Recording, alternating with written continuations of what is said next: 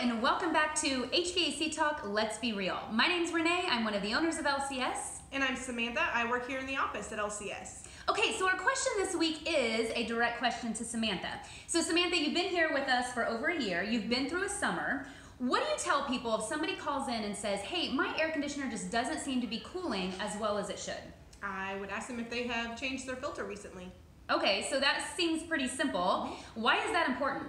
Because one, it'll save you a service call if your filter's dirty and that's what's restricting your airflow. With the restricted airflow, you're not getting the amount of cooling air coming through that you should. Okay, that makes sense. So this week, today and tomorrow is actually supposed to be in the 80s. Yay! So we finally have that coming through. So when it gets that hot outside, it's really important to have a clean filter for that airflow that you were talking about. Now, what about if you check your filter, it's just a little dirty? Is that okay to keep it in? As long as it's not too hot outside, it should be fine for a little while, but once it starts really heating up, that system's gonna be working all the time, so you need to get a new filter in there. Okay, very good point. And to keep it running as efficiently as it should, clean filter. Clean filter. Okay, so where do you get a filter from? You can get one at your local store if they carry your size. Sometimes you have an odd size and it's hard to find.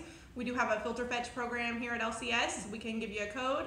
Shipping's included. We'll have it sent right to your house. Okay, well that's simple. Yep. All right, so check your filter, change your filter, make sure you have filters on hand so you don't need one in an emergency. Right. And I always think too, if you think you changed your filter maybe 2 weeks ago, it was probably at least 2 months ago. It probably was. Life Time is flies. busy. Yes, life is busy, time flies.